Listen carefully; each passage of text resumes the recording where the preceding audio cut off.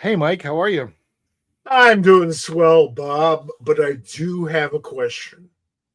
Okay. When is your beard returning to the show? Well, it's a good question, and I'll answer it. But I want to welcome everybody to Pop Culture Squad Live.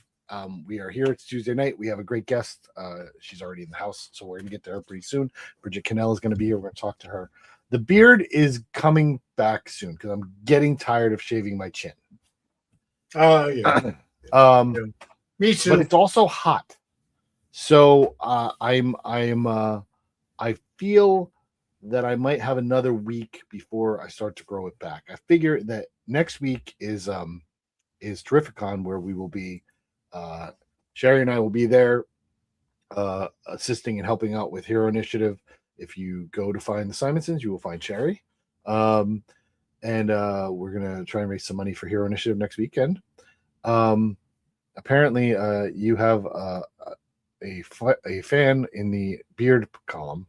So, but This was not a setup. I understand. Sherry and I did not set this up. I understand. We could have. I feel that if I start to grow it after that or that weekend, then by the time Baltimore comes around, it's a good month or so. So it'll be fair enough for me to be in public in that manner. So I think that's the plan. Will you be anywhere else between Terrificon up in the gamblers world and Baltimore? I don't think so because SPX is a weekend that I have to travel for day job stuff, so I won't be able to go to SPX this year. But I don't think I have any other shows that I'm doing. I don't. I may be other places, but you and I will have to talk about that. Yes, we should very soon. We might even be making a public appearance in a surprise location, but we'll see. We will. So welcome everybody to the Pop Culture SquadCast Live. As I said earlier, we have a great guest. We're going to get to Bridgit very shortly, but I want to talk about. We really can't avoid the fact that this past weekend, San Diego Comic-Con happened. It was a thing. Where was it held this year? Somewhere near water, where the weather never changes. Lewis Black's routine about San Diego, the city or the Comic-Con? The city. Okay, what is it? It's the easiest job in the world. I'm not going to try to do his voice, although I probably could. The easiest job in the world has got to be weatherman in San Diego. He says, "So what's the weather going to be like tomorrow, Bob?" "It's going to be nice." You. Exactly. Let's talk about some of the stuff that happened.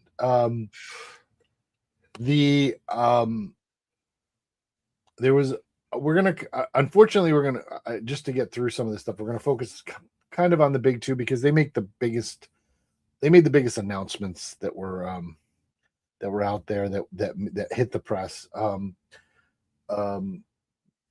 Lanterns trailer was released. There was a great panel. There was a panel with that. I was looking forward to it. I am still and even more looking forward to that show that starts in August. Lanterns. Did you see have you seen the trailer? I've seen two trailers. One of which there were two. There was one that came out this past weekend. Yes. Have you seen that? I've seen them. I've seen them both, and okay. I'm kind of interested. I realize first of all, DC's TV stuff has been pretty damn good, so I'll go into it for that. And I like Green Lantern, so I'll go into it for that. The mood and the tone is very different from the Green Lanterns that we have been familiar with since 1940, and I'm interested to see how that develops. I mean, it looks like they're going for your typical kind of buddy.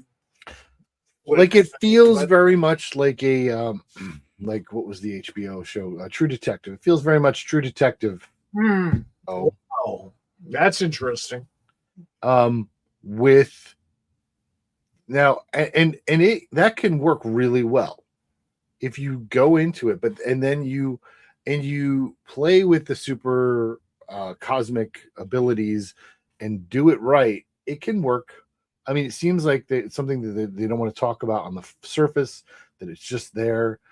This doesn't appear to be your typical something that's going to end up in a massive, melee battle with lasers flying everywhere, which I kind of hope it doesn't. To be honest with you, I like that smaller, darker crime tone. That's kind of okay. Yeah, I agree with that. I agree with you. But I'm excited about that. Cool. Tell me, is Deadpool going to be in it? It'd be a hell of a crossover. He was there though. He was there for the Hall H Marvel thing. But he was dressed in gray. Well, he was wearing denim. It was denim. He was wearing his Canadian tuxedo. Okay. I've spent a lot of time in Canada. I prefer corduroy. My throat's giving me some troubles today, so I'm going to try and get through this. Okay. But I gave you a long pause just to prove how bad it is. We're going. In the Marvel Hall H thing, there was a couple of really big things.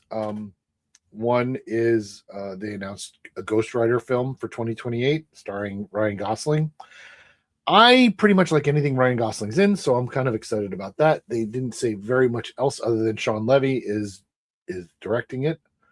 That's cool. Yep. And there's going to be a Black Panther 3, and they're casting a new Black Panther. David Johnson is going to be the actor who plays that, and he will be T'Challa's son. So are they going to call it Son of Black Panther? I don't know. I'd bet against it, but that's almost a shame. Yes, I understand. There also, there was also some discussion about Doomsday, and it just feels like Marvel is leaning into the fan theories and tricking the public. It just feels like they're messing with us. Like they're giving us just enough to come up with an idea, but not enough to know what actually is going on. And it feels like they enjoy it. And I don't like being used that way. Well, it depends on the payoff. I mean, they have to have a phenomenal payoff. I understand. If it turns out that Victor Von Doom is not really Victor Von Doom and not really Tony Stark, but really Howard the Duck, okay, they've been leading us on. I would be okay with that. I would too.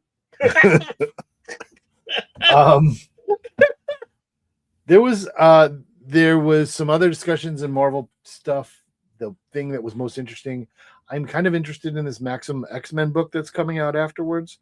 I've been so far behind on X-Men books, but I like the idea of that book. And I'm going to tell you my fan theory, right? So this is my fan theory. We were talking about this earlier. There's this thing that people have seen Spider-Man Brand New Day. So I have not looked, and I'm trying to avoid spoilers, but there is a theory out there that nobody knows who Sadie Sink is playing. And some people think that she's going to be Jean Grey, or she's going to be something else, or whatever. Some people, the big theory that came out this weekend is that she's Rachel Summers. Nobody knows who she is. I kind of hope she is Firestar. Now, in this Maximum X-Men book, Firestar is one of the X-Men. So even more intertwining, because they have to like match the movie to the comics now, or match the comics to the movie, right? I mean, I guess when it comes to conspiracies, I tend not to believe in them. I do on occasion, but generally conspiracies consist of people of like mind, in it for themselves, and they have a mutual interest. They don't have to conspire because they know that those guys are going to be on your side because they're going to make money too. So I'm tired of all the games. You're going to make a movie, make a movie. You're going to make an event. It's like comic books. We've had everything's an event. If everything's an event, nothing's an event. Well, I agree with you. Absolute Crisis is coming. Why? I don't know. Okay. Next year, Absolute Crisis is coming. On Batman Day, there's going to be Absolute Batman crossing over with regular Batman in a one shot. Yeah, I'll avoid that like the plague. But on the DC side, I do want to talk about some good stuff because earlier this year, if you pay attention to this show, we talked about there was a movement that morphed into a protest, that morphed into a boycott that was short lived and then undone. But it was called DC So White. Well, DC has heard the criticism, and after over 1,000 days or whatever, there is finally now there are 3 new DC Comics ongoing series that are launching this year, starring lead characters that are black. The one I'm most excited about is Vixen, written by which is she said it's the worst kept secret. Let me tell you, folks, this Stephanie Williams writing Vixen was the worst kept secret in comics. Mike knew about it, and he was like, I'm just gonna. I mean, like he had not officially. I don't know if you knew officially, but like the word made it out. We knew that was happening. What is also exciting, though, is that the artist on it is Kari Randolph, and I love Kari Randolph, and I'm so excited for him to be doing an ongoing with DC. I promise you, folks, I am going to do everything we can to get Kari on the show. I have wanted to have him and his partner, Joanne, on for a very long time, so that is one of my goals for the rest of the year is to get him on the show. There's a Static ongoing by Cody Ziegler. There is also a Steel ongoing by Morgan Hampton. Great writers. Very excited for those. I think, though, my favorite thing of the next levels, besides the Vixen one, is the Jonah Hex book, written and drawn by Michael Walsh. I'm excited for that one. That may be true. Everybody who has put time and effort into Jonah Hex has done a stellar job, some more than others, but it's a great character. And yet, that Jimmy Palmiotti thing that they did, Justin Gray. Yeah, with Justin Gray, I loved that. And it was so to the side of Jonah Hex. You know, continuity fans would like get busy and stuff. I don't care. Great comic book series. One of the best. Absolutely. I agree with that. I think this is gonna be really good. I think the Jonah Hex book is gonna be really good. Michael Walsh is somebody who I really like his work. I'll tell you a story about Jonah Hex. Good. In the 60s, Jesus, I'm not that old. 1870s or 1970s? 1970s, 2070s. This is future. In the 1970s, I was doing the marketing stuff for DC. Right. And I got a call from a retailer in Indiana, southern Indiana. Nice guy. Oh, yeah, we really like that Jonah Hex book, he said. And I said, oh, yeah, it's one of my favorites. And I clued him in. It's also one of the publisher's favorites. It was Jeanette Kahn's favorite comic book, at least at one point in time. And he said, oh, that's great. You should publish it more often. And I'm going like, well, actually, it's one of our poorer selling books. We're probably keeping it around because, you know, we like it so much, and the readers who do like it are really fanatical about it. And he says, no, we can't keep it in stock. We're sold out the first day. Back in the 70s, that was rare. And I said, how many do you order? I'm thinking, you know, well, we ordered 5 copies and they all flew out. No. He ordered like 35 copies. In Southern Indiana, you know, okay. cool. I know a lot of oil fields and stuff there. Maybe and watermelon patches. Weird place to be. And I told him that, quite frankly, every time we talk about canceling books, Jonah's on the list. He says, "Oh no, I can't believe that. We do spectacularly with them." I said, "Well, are there any other comic stores nearby?" He said, and at that time there was one, maybe 5 miles away. And I said, "Well, do you know how he does with Jonah Hex?" He says, "Yeah, you can't give him away." Thank you. I love Jonah Hex. I loved him in Legends, in the TV show. I'm looking forward to that book, just from a character basis more than anything else. Like I said, I'm a big fan of Michael Walsh. I think it's going to be great. We're going to get to our guest. Thank her for being so patient. We have one more thing we want to talk about. We're going to bring in our guest. We're going to talk about some spooky stuff in the Hellboy universe and other things. It's going to be lots of fun. Film and TV news, though. The ongoing saga of the Paramount purchase of WB whatever Warner Brothers Discovery is now officially on hold. The Paramount has said we're not moving forward until at least July 1st, 2027, or 5 days after the legal battle is solved. Which I think is good to let the legal battle play out. I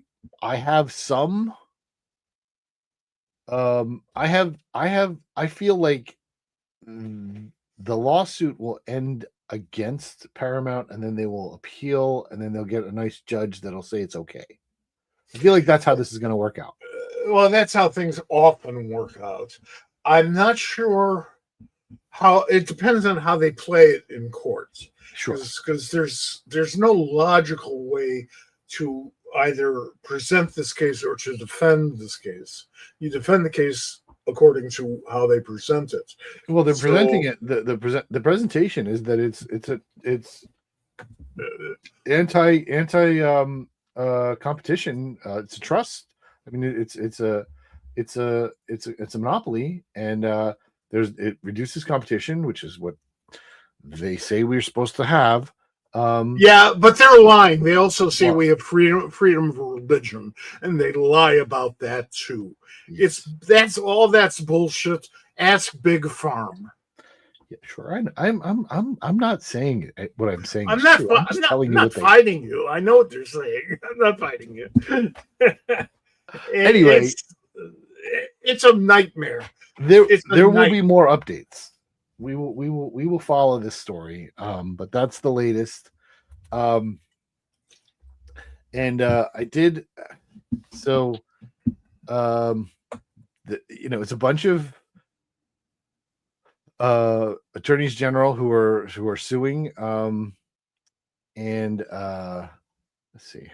The interesting thing, there is a ticking fee, and I don't know if they've made a change on that. So what happens is there's a daily $7 million ticking fee for Warner Brothers investors.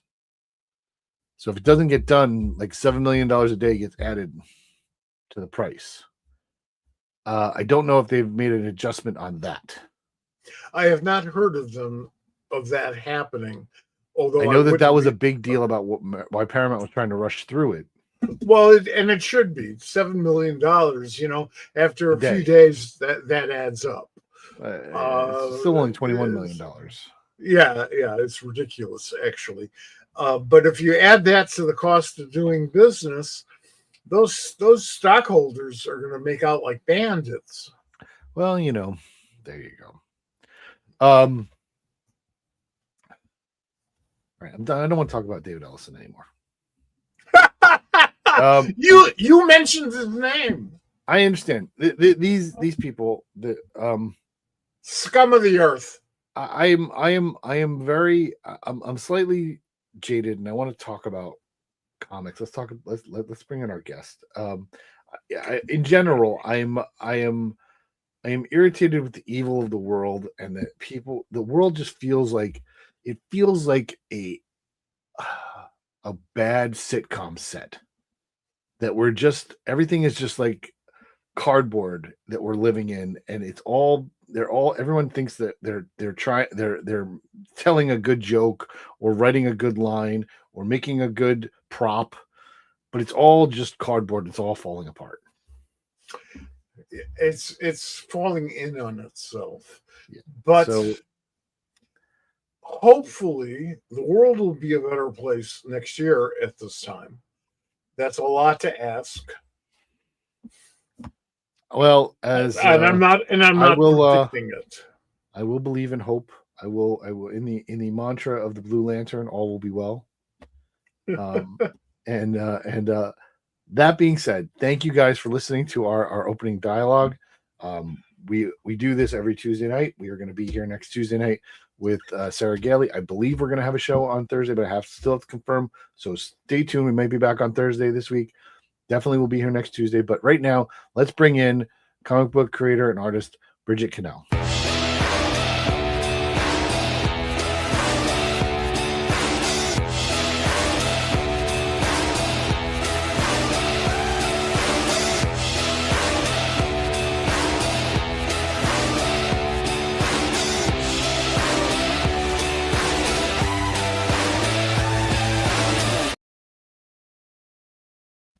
Wow. Hey. Hi, Bridgit. How are you? Hey, good. It was good seeing Doll Man kills the universe. We're gonna get it all. I haven't seen that in a while. We're gonna get it all. That's awesome. Thanks for being here. We talked about this for a while. We've been trying to schedule this in, and I'm glad you're here.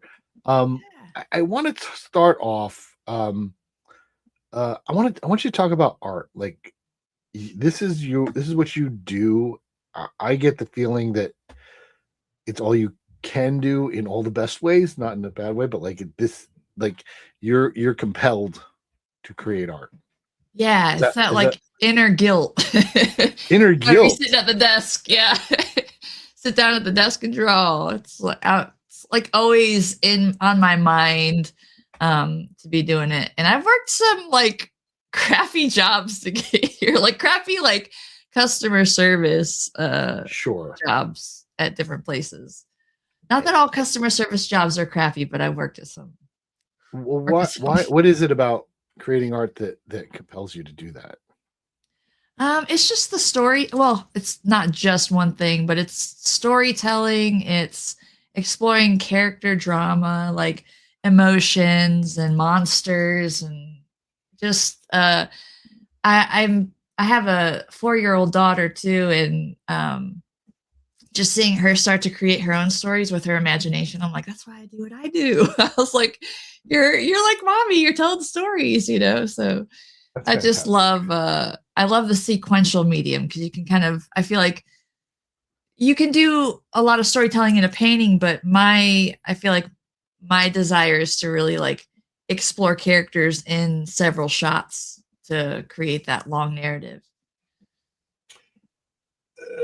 This is something that we say a lot, but in this case, it bears repeating. Your daughter is drawing. She should never stop. Everything you can do to encourage her, and you have no idea where it's going to go. She'll become a storyteller or an artist or a color artist. Develop respect for visual storytelling, can take you anywhere, film, whatever. It's a wonderful skill for a child to wish to develop.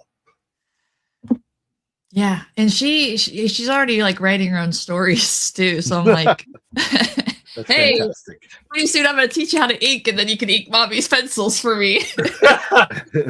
No, you start off with filling in blacks. Yeah, there you go. Hand her a Sharpie.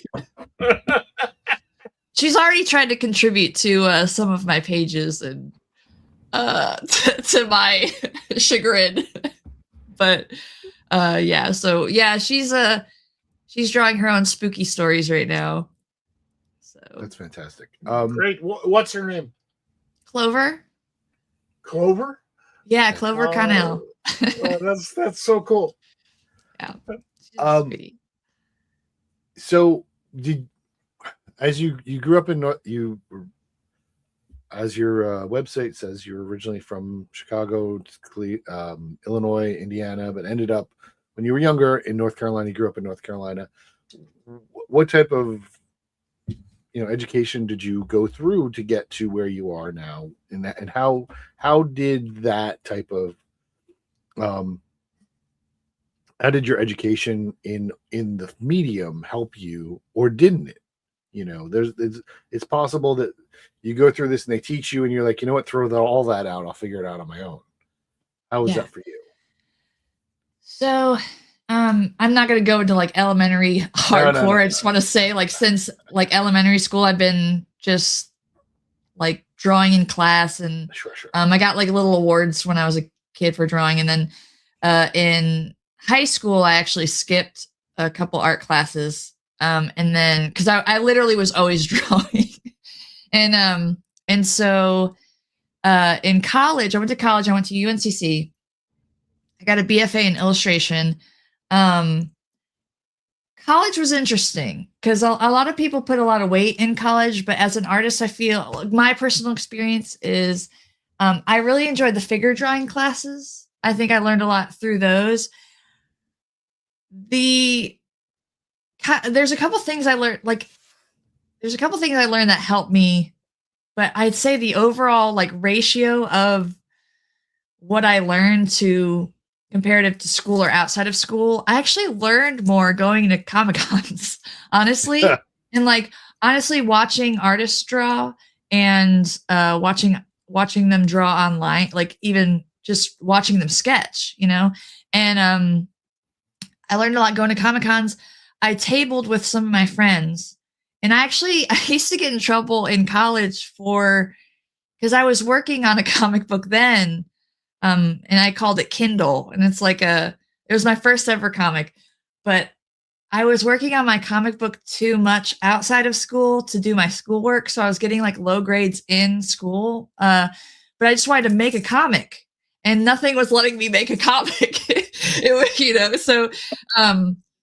So I kind of arranged in school, my own, there's one class where you can kind of choose what you do for your final, and I was like, I'm gonna finish my comic book that I've been working on all so but yeah, so I enjoyed the figure drawing. I think I learned a lot on figure drawing and still life. And I tell people that come to my table all the time, like who are art students, to just draw from life all the time, because like that's what's gonna teach you. I at least taught me quickly, as opposed to, I got in UNCC when I was going, a lot of it was like a row is the art building, and there were a lot of painters also in row, and there were a lot of like computer graphics and all that stuff, and like paper or printmaking and paper binding and all that stuff.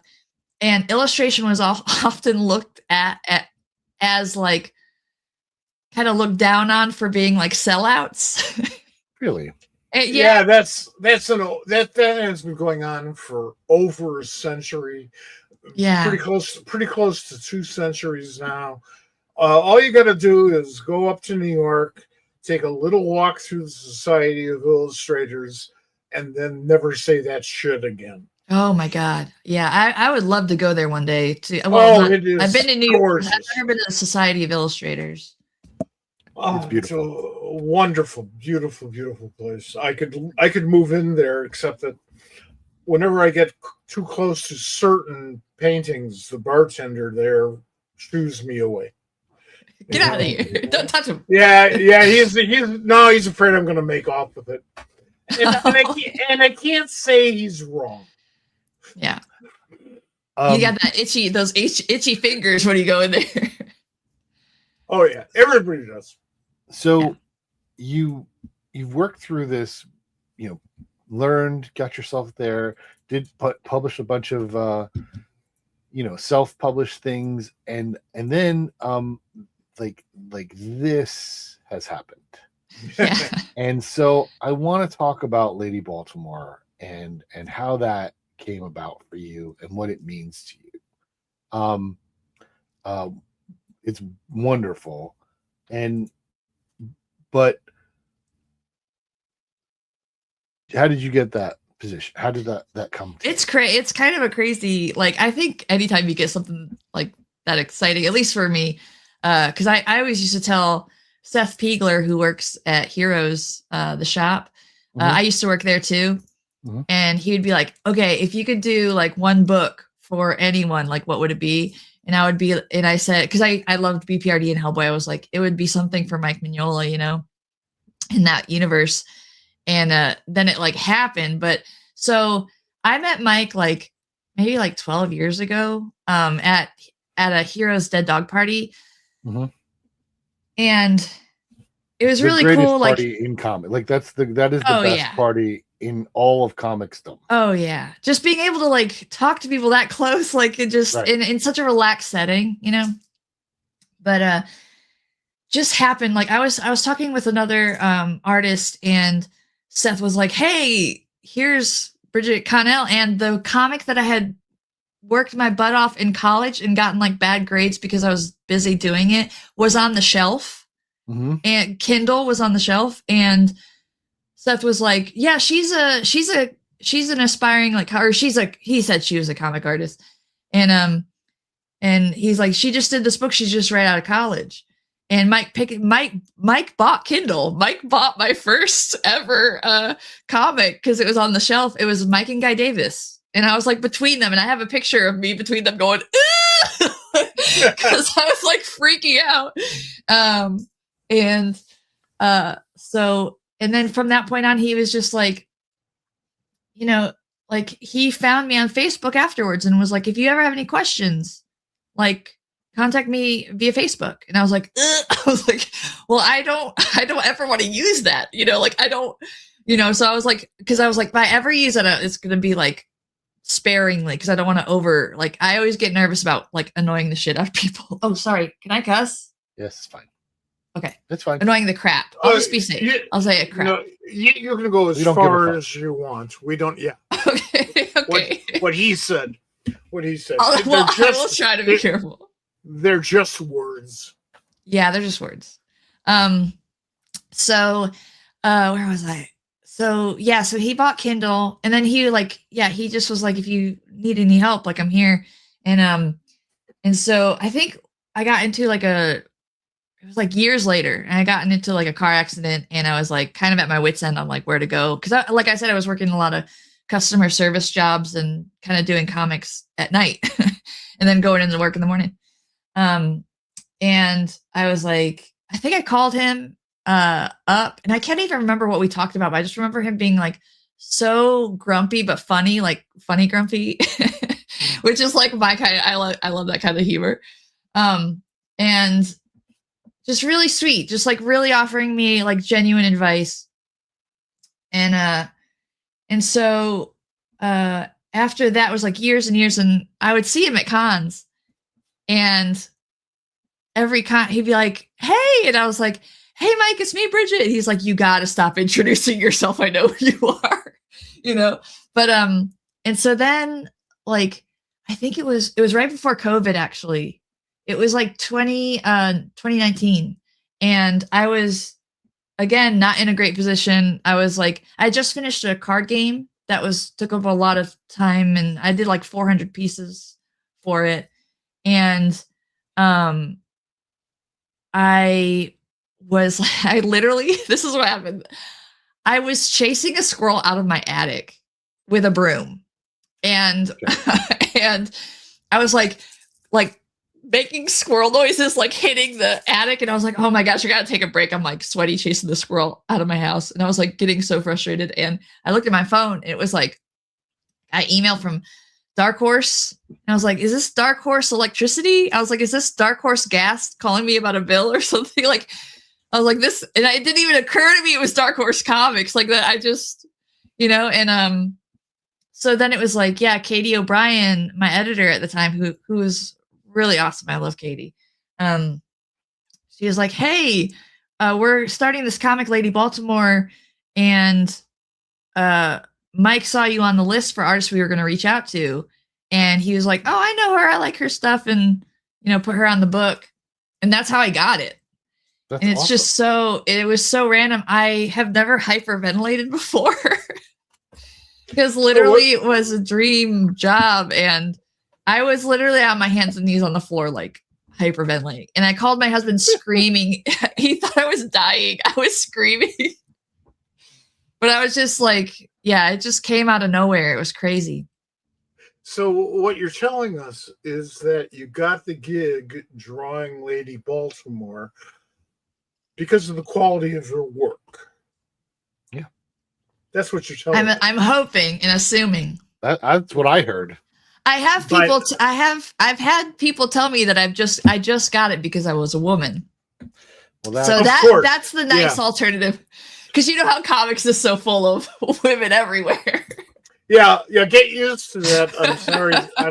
I'm sorry to say, and sooner or later, you if you haven't already, the people will just assume that you're sleeping with him or with Mike or whatever. People have assumed things like that's just horrible. But that's from before, and it's not acceptable. Tough to change. I kind of laugh it off. I have enough friends in the industry that I can just like, anytime I get something kind of rough like that, I'll just text a couple friends and then we like make fun of it. So it's cool. You should. I mean, it's disappointing, expected, and ridiculous.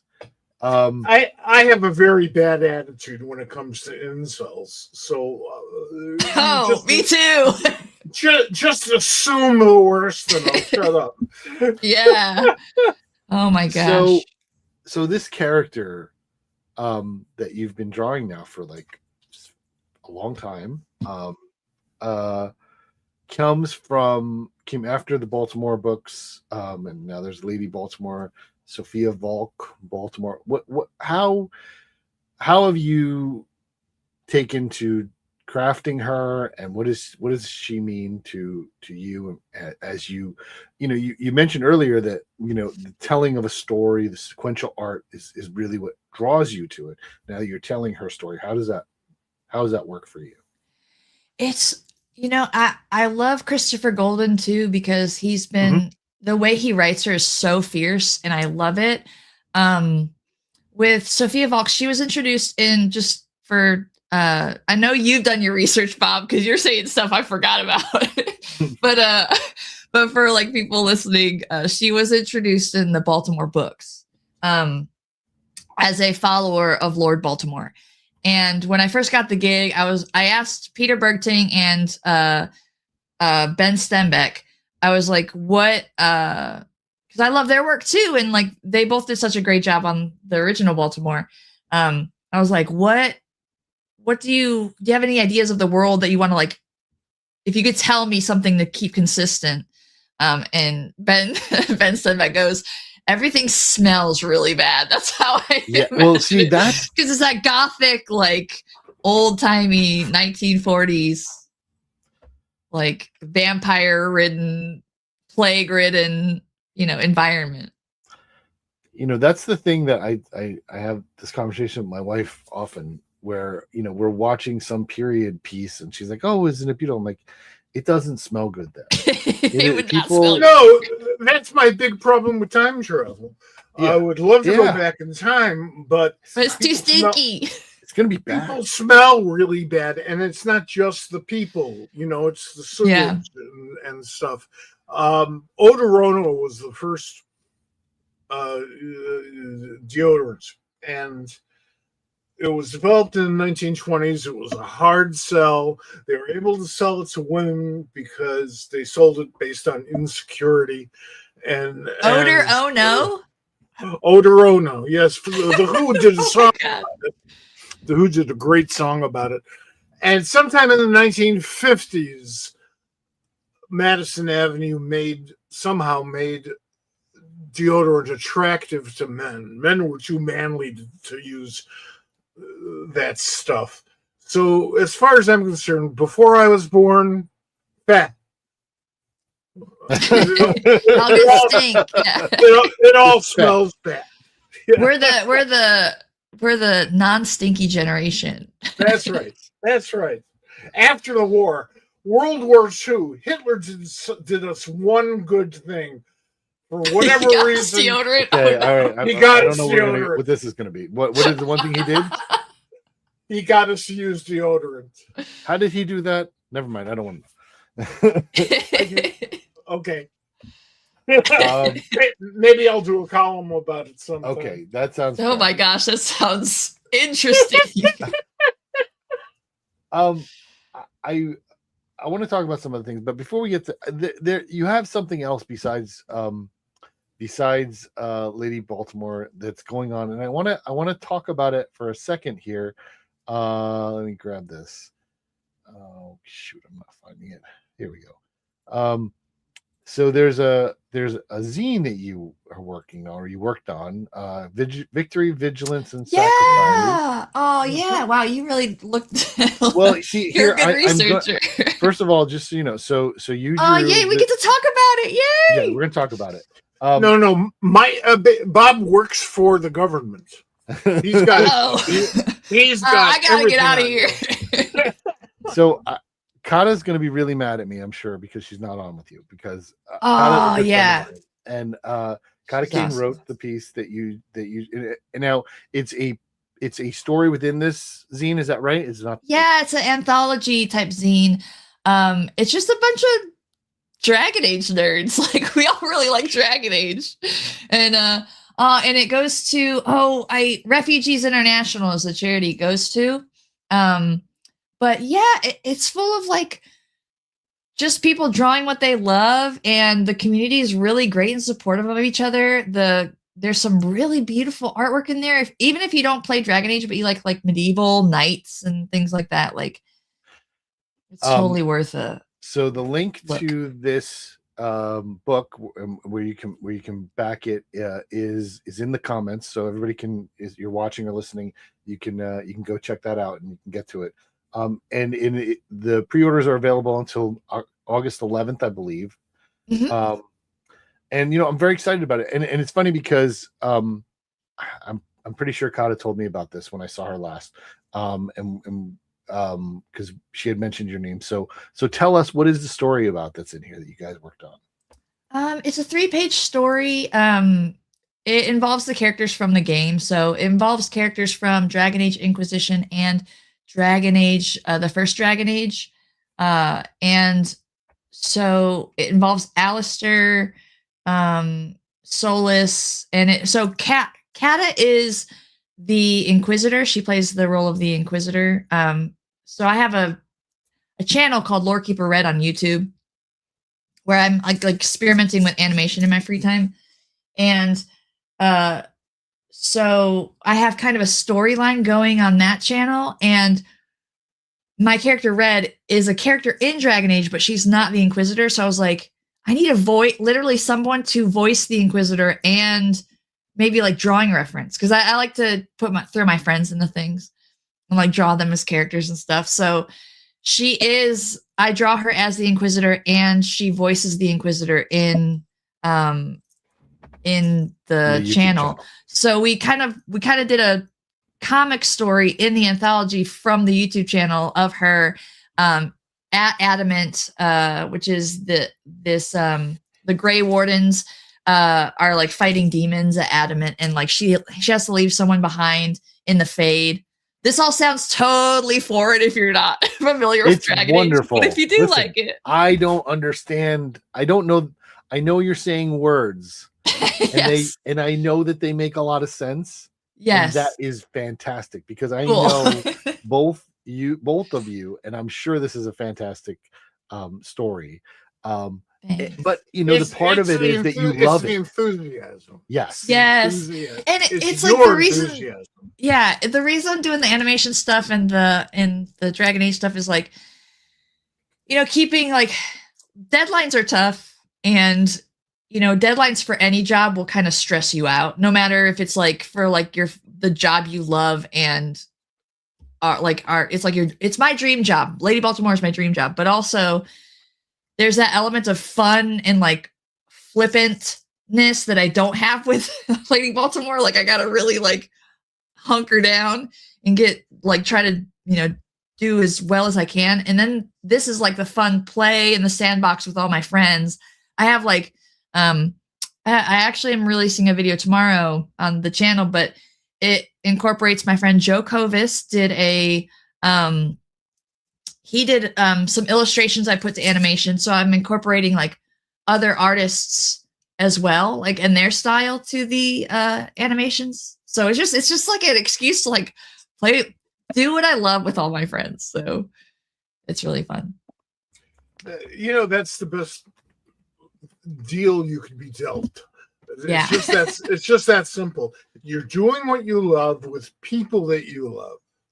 Yeah. What can be? That's what life's about. Yeah. That's what life should be about. Yeah. Yeah. Absolutely. And there's a bunch of different products and bundles that you can get from the Victory, Vigilance, and Sacrifice. So there's some that there's stickers, and there's digital only copies and book only versions. So yeah, this looks really cool. Yeah, it's good for those hardcore Dragon Age nerds. It's wonderful. That is wonderful. I was excited about it, and I'd seen it when we first started talking about this. Oh, cool. And yeah, I definitely wanted to have you on to talk about that. Awesome, thank you. Yeah, thanks for bringing it up. One of the things that I had a question for you, like what is the most rewarding thing about the work you do for you?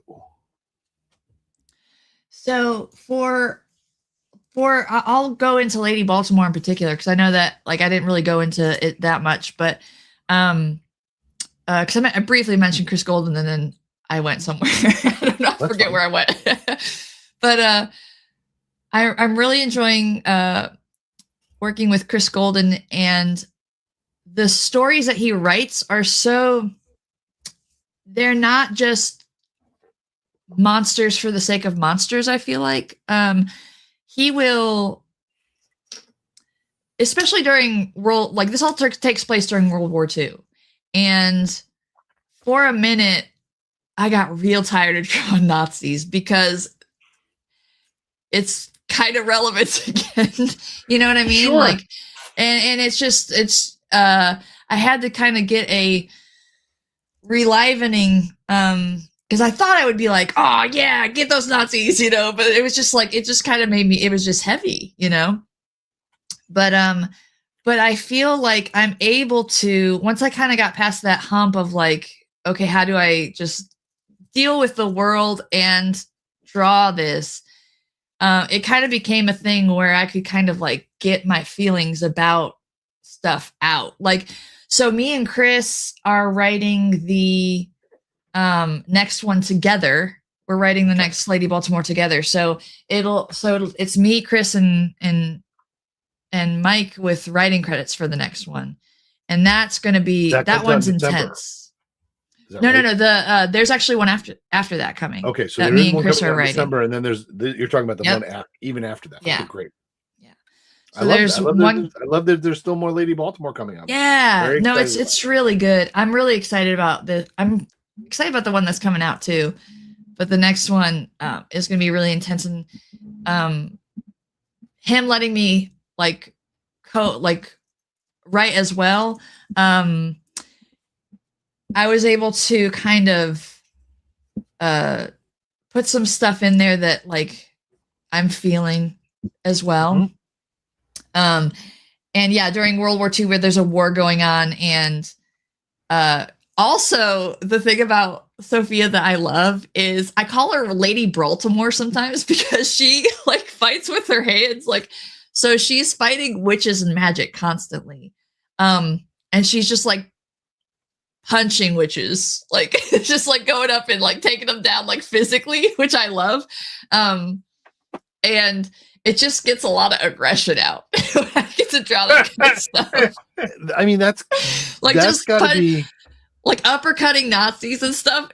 I love drawing that kind of stuff. So I think it's very cathartic. Feels good for many people.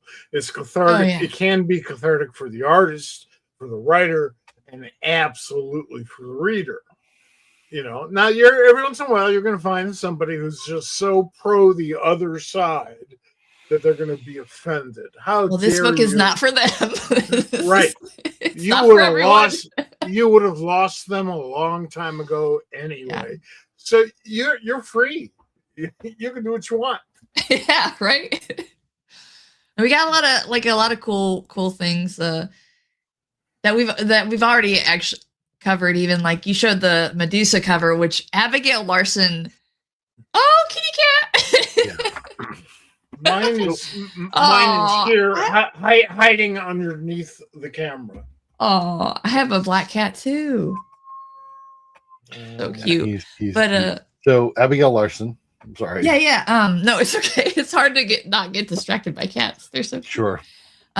With Abigail Larson, I actually have her a print of her Medusa over there, but like I love what she did for those covers.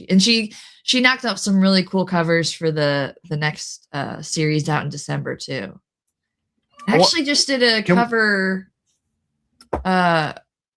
Hellboy cover for something coming out in December too. So that was really fun. Michelle Madsen colors this.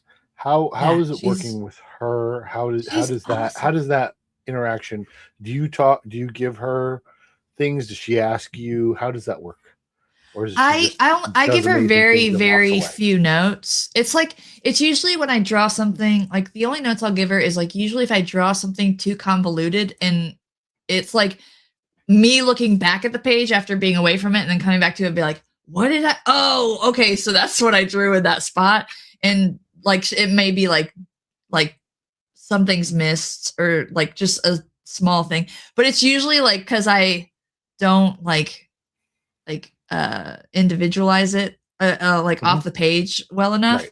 But other than that, man, she colors magic so well. I love her, like she does like a galaxy type of thing with magic sometimes that I love. There was one in the first book where Imogen's uncle Einar comes and he's like in this orb and I'm like, I don't know how I literally don't know how she does it.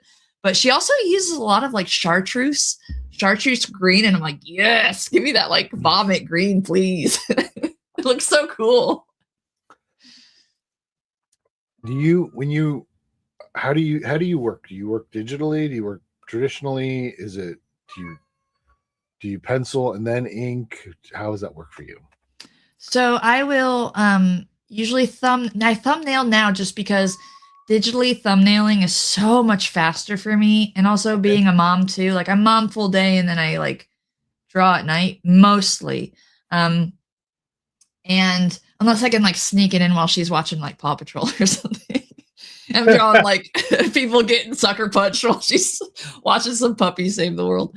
But I will thumbnail digitally because it's much faster. And then I will print out the inks or print out the thumbnails on, you know what? And I started penciling digitally last book too. And I'll print out the pencils on the printer and then I will ink physically. So you traditionally ink your digital pencils. Yeah. That's awesome. Yeah. I love that. Yeah. I love that combination. Yeah, me too. Me too. I think I saw, I don't know. I feel like Ben Stenbeck does it. I think James Heron does it. I think Ben Stenbeck definitely does it, but like, I think that's kind of who I was like, you know what?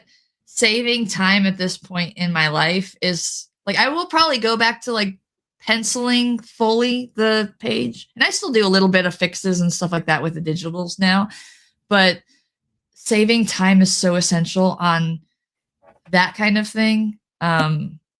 That, you know, I want to take my time with inks and like really make it as good as possible and like just get those forms down as quick as possible so that, you know, because I don't want to rush the inks. Oh, there's your cat. There you go. I need to get my cat. Yeah, mine just decided she had enough of comics. Oh, there she goes. But it's really interesting how everyone finds their process. And I love the concept of using the digital tools that we have to, you know, and what you said is exactly the right way. You can create this beautiful art, but you're saving time, because time is not something that we can't, while we can control time within the form, within the comics of what's going on, we still have a deadline that needs to get made. And today there are less inkers, so people are penciling and inking, and you don't have, you know, a day to pencil and a day to ink, you know. Yeah, exactly. Yeah, and No. you know, I'll take my daughter to the library, and I'm like, I really got to get this stuff done, and so I can't bring my whole page and like all the pencils and my erasers and stuff like is wonky and hard, and just bringing my iPad and just it's just like it's a no-brainer. It's like I tried to hang on the physical pencils as long as possible, but I was like, for the sake of deadlines and actually getting a book done, I've got to just bring the iPad. Well, when the Apple Pencil first came out, it just so happens I was doing a store appearance with a whole bunch of other people, and there was a young artist whose name I don't recall, which is a shame because I owe him one, who had just gotten an iPad and an Apple Pencil. And obviously he had done nothing between those 2 points in time but play with his iPad and his Apple Pencil. And I'm watching him doing all this wonderful work, all of which I figured that's the way you do it. You know, you take out the pencil and you draw on the iPad. Isn't that cool? You can do this and that and the other. I spent the whole appearance just blowing off the kids and staring at this guy. You know, it was just the most fascinating thing. So therefore, I feel compelled to ask you, when you print out your pencils for inking, what type of paper do you use? What do you ink on? Yeah, I ink on smooth Bristol. It's the same type I've always kind of done. I used to pencil straight onto the Bristol and then ink over that and then erase all the pencils. Right.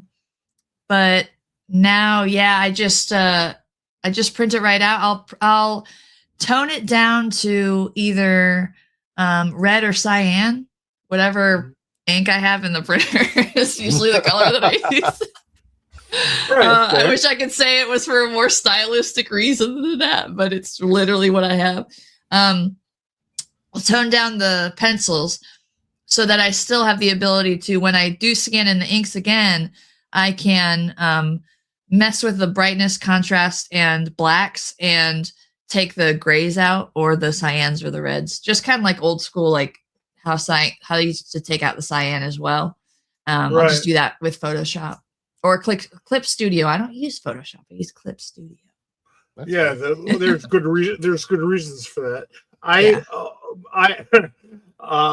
always fascinated because this isn't the stuff you read in the how-to books or even so much in the interviews, because it's too new. So you get to experiment with something as your own skills develop around the new medium.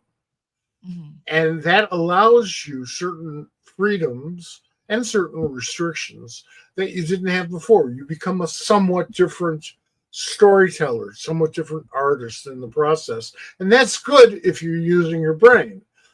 Yeah. And if you're not, then you're not using all the computers and stuff. You're just, you're just making deadlines.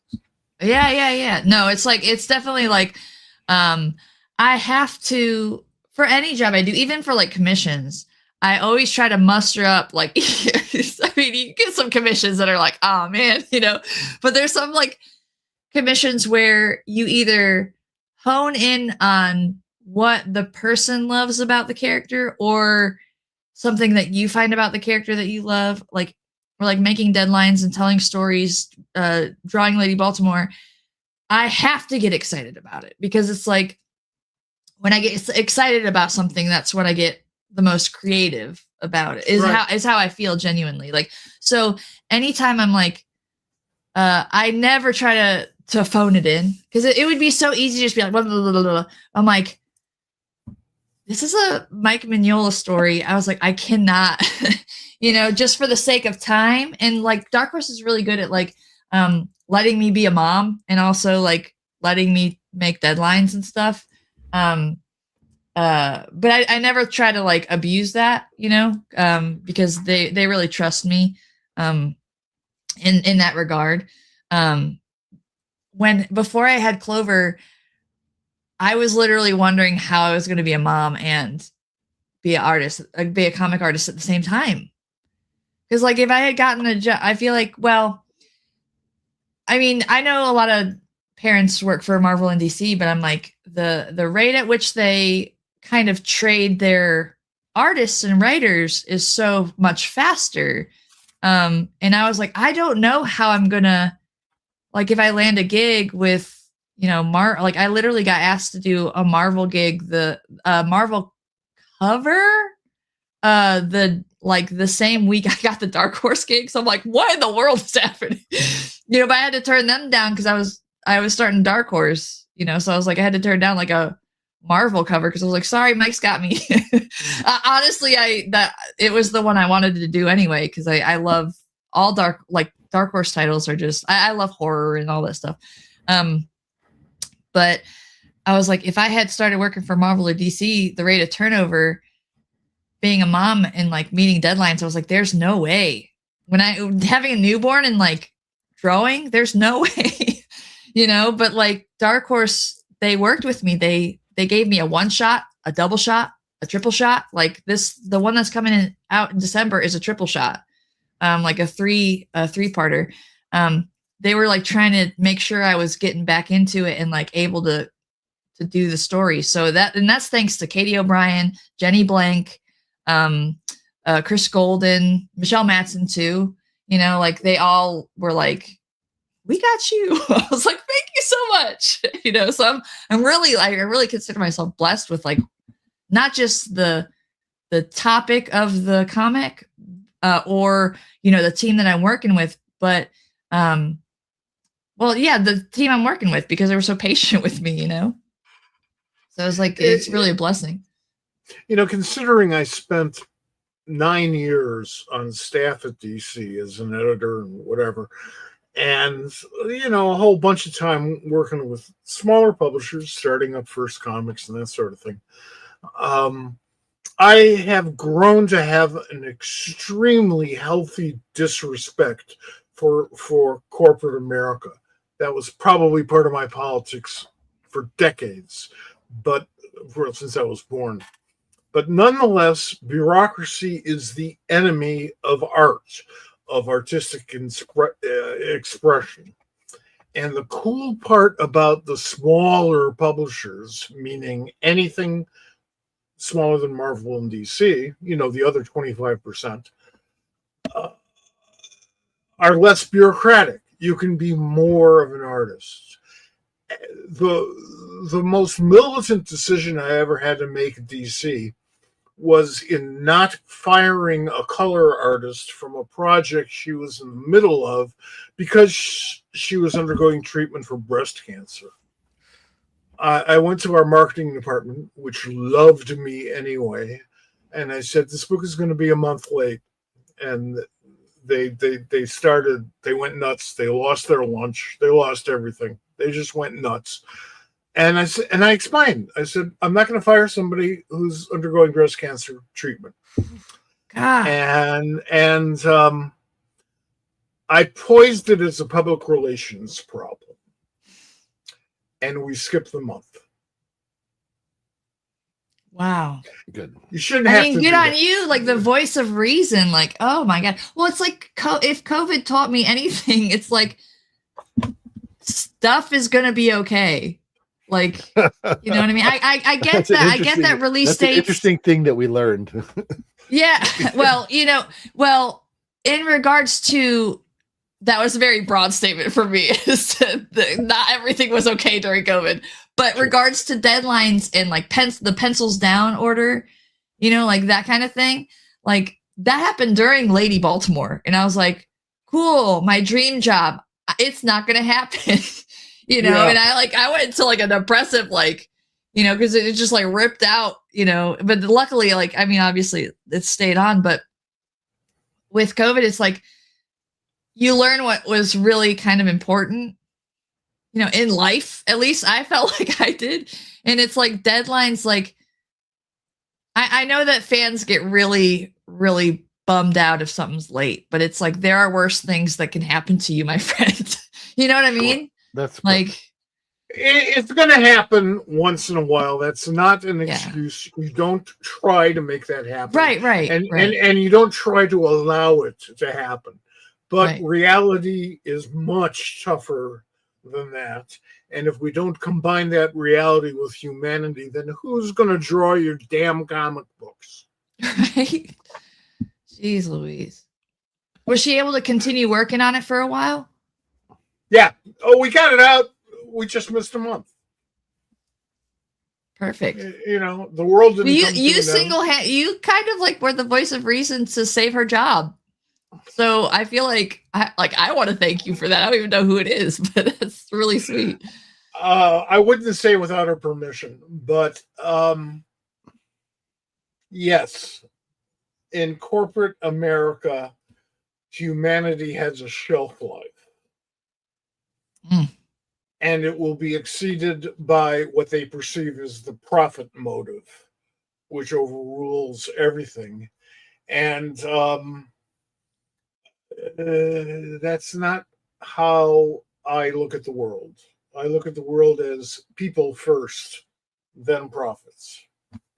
And if you're in an artistic medium, if you're trying to buy and produce and sell artistic endeavors like storytelling, any form of storytelling, you need the people. The reason why AI is so scary is not just because it's going to cost a lot of people their jobs and just because a certain innovation level is going to be avoided, but because it is anti-human. Oh man, I could go into AI. I genuinely feel like, and I'm probably wrong, but who's to say? These are my thoughts on it. I feel like comics for some reason is, knock on wood, kind of safer than some of the other art industries. Because if you think about it, the reason HeroesCon does so well is because it's all artist and writer. It's like where people can go up and talk to artists and writers face to face, and it's all about the artists and writers at HeroesCon. And so comics is really based on name. Like name of the writer, name of the artist, name of the, obviously the corporation behind it, or the small publisher. But it's like people will buy, there are people who buy the books based on superheroes, obviously, but also there's people who buy books based on creative teams, Right. So it's like if you have just an AI creative team, there's no excitement beyond the about the storytellers. It's just like, I feel like it would be really hard to get most comic nerds into AI stories.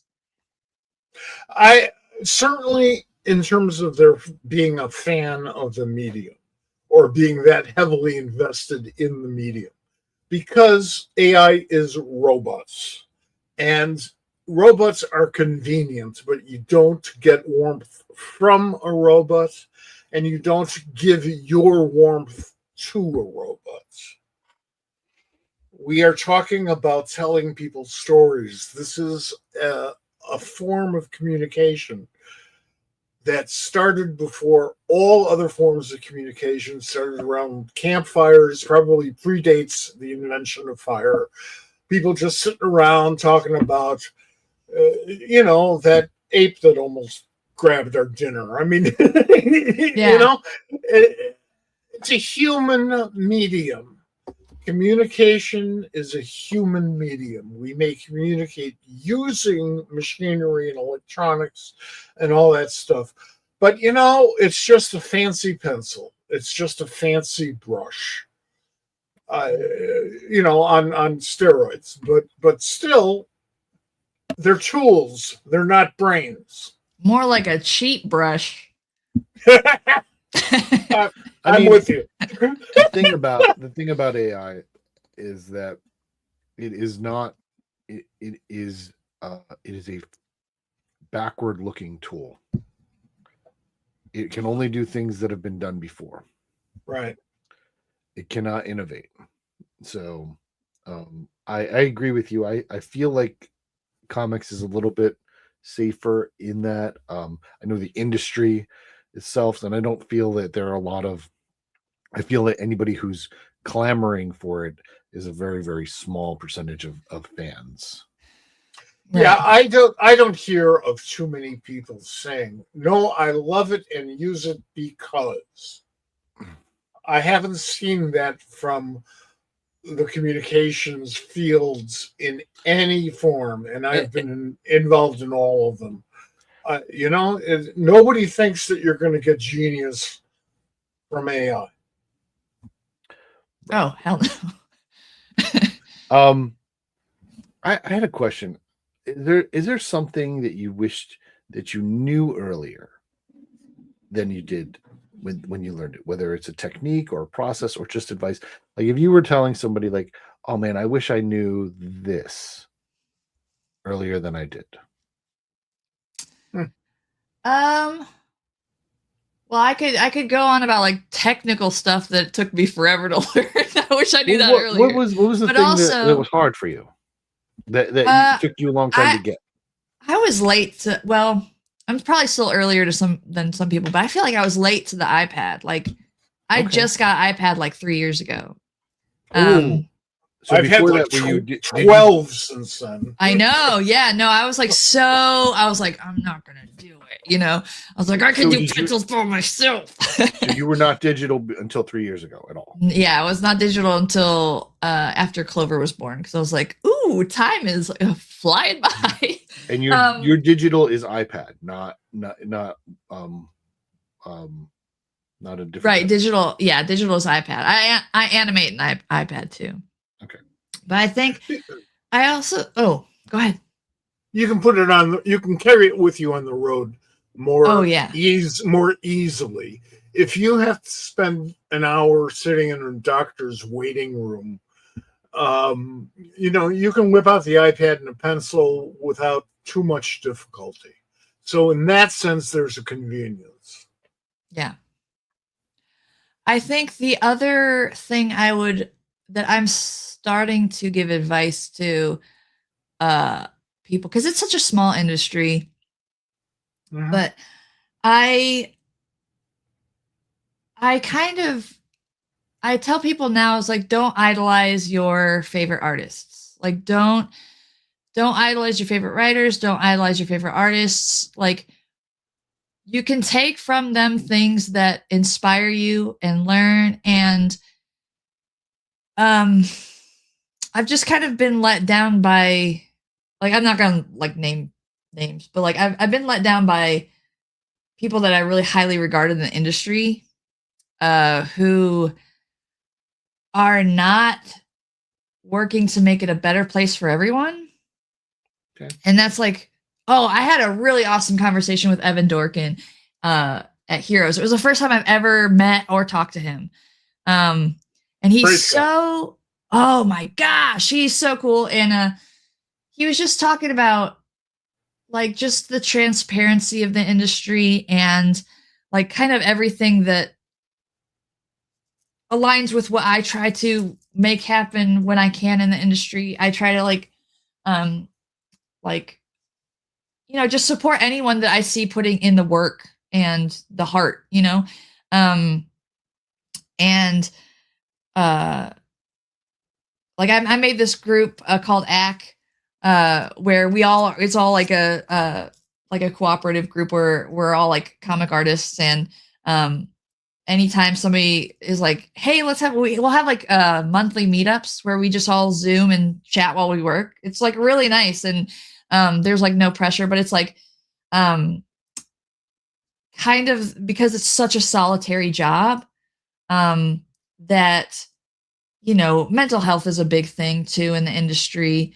And I at least the really cool people that I know, I want to make sure they're all doing good. So, we'll have like a comics group meetup where we just like pretty much have convention chat time. And that's really fun. And, but yeah, talking to Evan Dorkin was cool because he's so much about, not only does like awesome work, but is into demystifying the industry and like, and I'm like he was talking about putting page rates online, like making page rates completely transparent and stuff like that. Should be. Which I'm like, damn, like that's a really good idea, I agree with but that. yeah, that was a really cool, enlightening conversation. And it's like this comics veteran who is saying this, where but like some of the comics veterans that I, have like experienced conversations with, like, it's kind of a bummer, like just in how they view the industry and like, I deserve to be here and Sure. when not that that's a bad thing, but it's very much like I deserve to be here and you don't, like that kind of thing. You know what I mean? So that's you've experienced that. I am too. The beauty, and this is a genuine beauty of the comics community, is that we're tight and overall very friendly. Of course, there are jerks, and there are one-on-one dynamics that aren't going to work out, just like real life. But by and large, it's a wonderful, well-knit community of people who have some high level of respect for one another just because they're in it. So the reason why you got to be cool about worshiping people, and Lord knows we all have people we have worshipped in this field, is that pretty soon you're going to be at some really crummy restaurant at a really nice convention sharing a hamburger with that dude, and you're going to want to talk to him or her as an equal. And you are. We're all putting words and lines on paper for people to consume. And that act is what we're doing. It's not that we're writers or we're artists or we're editors or we're whatever. No, we're comic book people. Yeah. It's funny. Exactly. Because, yeah. I mean, I feel like it's so great to talk to you because I feel like that's very much who you are, and how you got here. Like, not everybody, there are plenty of people in the industry, on the edge of it who are just illustrators, or they just they paint a pretty picture that becomes a cover. And I don't mean to dismiss that. That's wonderful, but there's something about telling a sequential story, whether it's words, whether it's colors, whether it's the letters and how that goes. It's just something that I don't know. This is the reason I do this, because I say all the time that comics move your soul, and I think that's the key to it. And I think all of us who live in this industry know that, and that's why we stay there. And comics moves your soul in a way that no other medium can duplicate. Now that's true for each of those media as well. Everything has their own uniqueness. We need to embrace our uniqueness.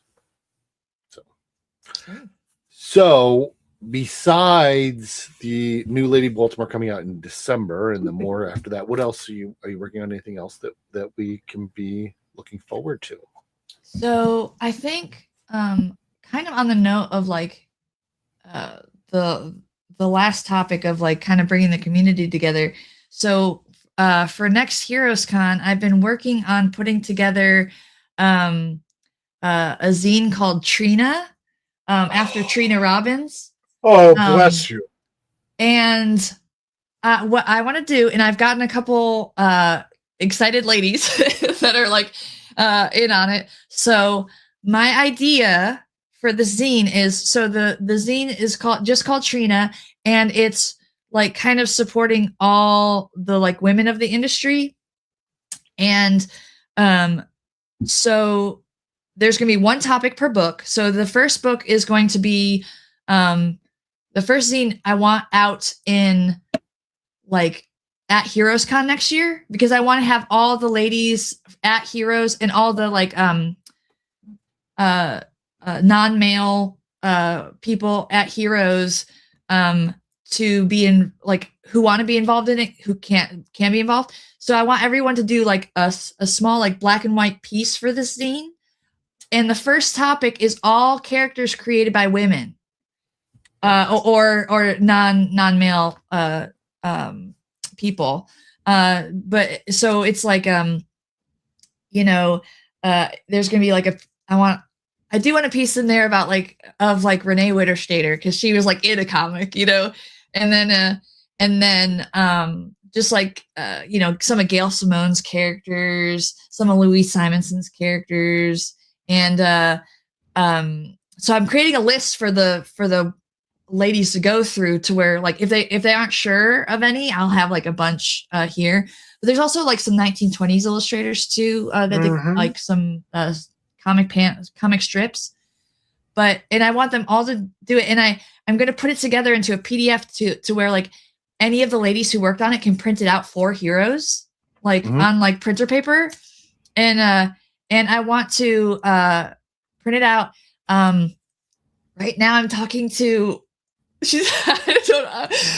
Maria Wolf to do. I want her to maybe do the cover, because because it's called Trina, I want her to draw Vampirella on the cover, since Trina designed Vampirella's like costume. Sure. And and then on throughout the book, it'll have all the women in it, maybe like a little write-up or whatnot. And then I want to have their table numbers, so it's kind of like a scavenger hunt too. Oh, that's for the con. I'm very excited. I can't wait. I like that. I got to say this: Trina and I were friends for a half century. Really?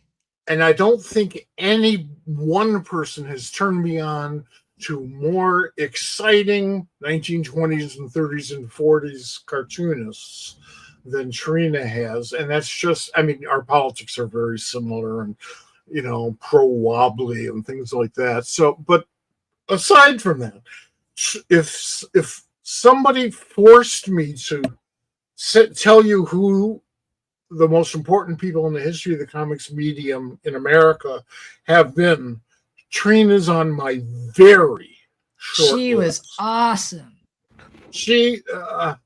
This would be a much more boring place without having had Trina Robbins.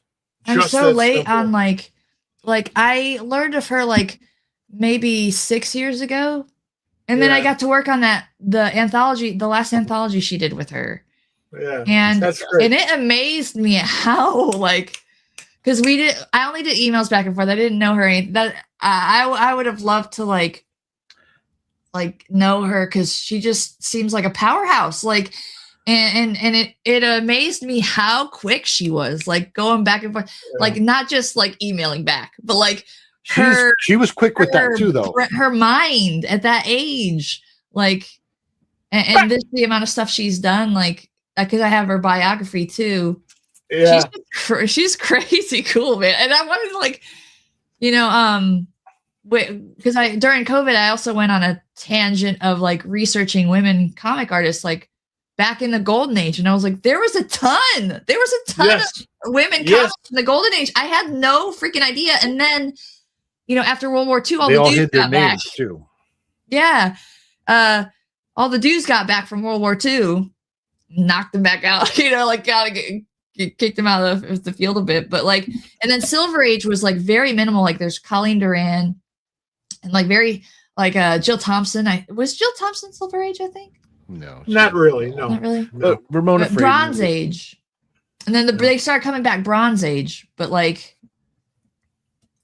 I Very cool. I think that's a fantastic project. I'm excited to see it. I think it's wonderful. I interviewed Trina once, and it was fantastic. Real quick story. Bob knows this one. I probably said it 100 times. But when I was 26 years old, and that would be 1976, so everybody can do the math, I met Ramona Fradon for the first time. Now, I grew up as a tiny little child reading her Aquaman and all her Metamorpho and all of her stuff ever since then. So I was thrilled to meet Ramona Fradon. I was absolutely astonished, thrilled. And she thought I was hitting on her. Because she was very unused to that type of compliment. oh, You know? yeah. So she immediately went there. And the fact that today women don't necessarily have to go there, sometimes you do, but don't necessarily have to go there all the time. That's some form of progress. Yeah, I think so. Bridgit, this has been so wonderful. I'm so glad you. Well, you thanks agreed for to having do me. this. Yeah. We're thrilled to have you. We will have you back. We'll talk about some more stuff. In the Yeah. future. It's not often that I get to run my mouth not to a 4-year-old. So That's fine. That's fine. she doesn't really don't care know- what I do for a living. So it's nice to talk to somebody who does. I don't know if I'll see you wait till before she Heroes. finds out. Wait till she finds out. Yeah. We'll You do see. that? Oh, yeah. I can't show her the stuff I draw right now. Or maybe she's a teenager. There you go. Oh, if right. she's a good teenager, she will have found it well before then. That's true. Sneaking in mommy's studio, looking up stuff. Yep. All right. Thank you so much for being here. It was Absolutely. lovely, and we'll talk to you later. Bridgit, had a great time. Thank you very much for being. It was a part of all pleasure this. meeting you, Mike, All in your right. in your inner chaos. Thank you. Take it easy. Thanks, Bob. Bye. Oh, All right. that's fun. That's why I love doing this thing. This was great. That was everything I hoped it would be. It was just a wonderful conversation. Lots of really cool stuff we got into about process, and I love when we do that. We, as I said, we quite possibly will be back on Thursday. We have a guest lined up, but I need to do all the digital stuff to get it going. So I think we're going to be here on Thursday. We will definitely be here next Tuesday. And then I will be at Terrificon after that. And so everybody, we want you to, relax and enjoy comics and enjoy the things that you love, and the world will get better. I believe in it. Well, at least I don't think the world's going away. Well, there are people who think that's, well, we don't have to get. I know. Anyway, I know, and I understand. In the meantime, everybody, make sure you read more comics because they're good for you. And we will see you soon. Thanks for being here, Folks, thank you once again. We love this thing that we do, and I hope you do too. See you next week. Maybe even see you on Thursday. All right. See you later.